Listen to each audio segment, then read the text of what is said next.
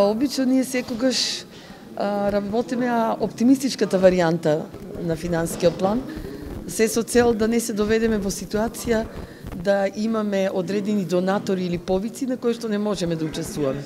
Па во таа смисла, вкупниот приход или финансискиот план за 2020 година изнесува 223 милиони денари, односно некаде околу 3,6 милиони евра, од кои што 183 милиони денари се капитални инвестиции, планирани проекти за 11 општини од Источниот плански регион, што представува некаде 82% од вкупниот буџет на финансискиот план за 2020 година.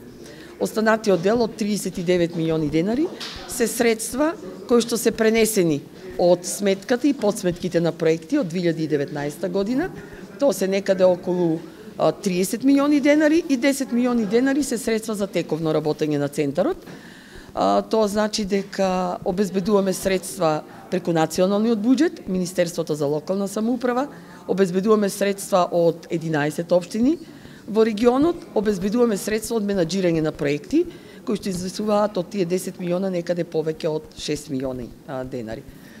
Средствата се доволни за успешно работење на центарот.